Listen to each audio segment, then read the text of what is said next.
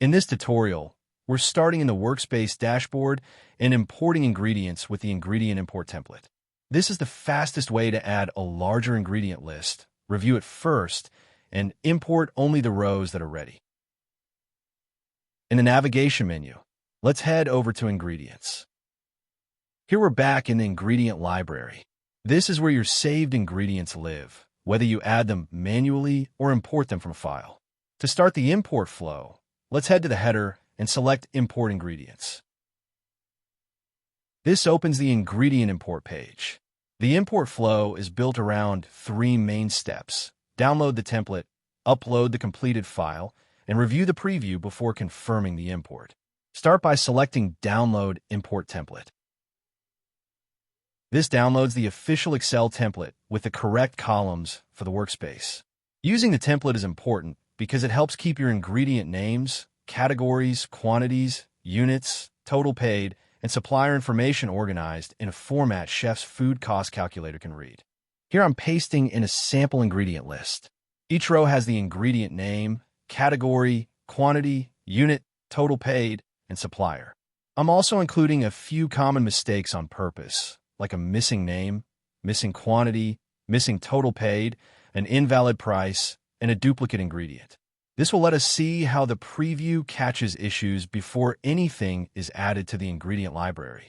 Now that the template is filled out and saved, we'll head back to the ingredient import page. In the upload step, select Excel file. Choose the completed template from your computer. Once the file is selected, the preview opens so we can review everything before anything is imported. Now we're in the preview. This is where we review the file before anything is imported. At the top, we can see how many rows are ready, how many need attention, how many are duplicates, and how many may already exist in the library. As I go through the rows, I can see the clean ingredients are marked ready. The rows with issues are flagged, so I know what needs to be fixed. The goal here is not just to import quickly. The goal is to bring in clean ingredient costs that I can trust later when pricing recipes, reviewing margins, and making kitchen decisions.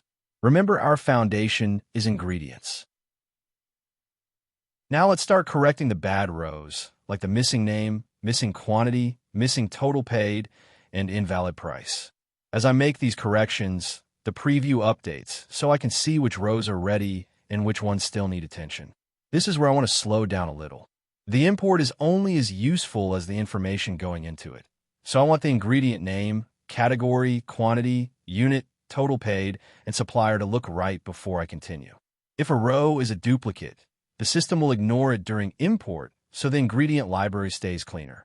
If an ingredient already exists in the library, it will not be added again. Once the rows look good, I will be checking that the ready rows are the ingredients I actually want to add, and that anything flagged is either corrected or intentionally left out. Once the ready count is where I want it, I'll select Confirm Import. After selecting Confirm Import, the import runs and the results screen shows what happened. Here I can see how many ingredients were imported successfully.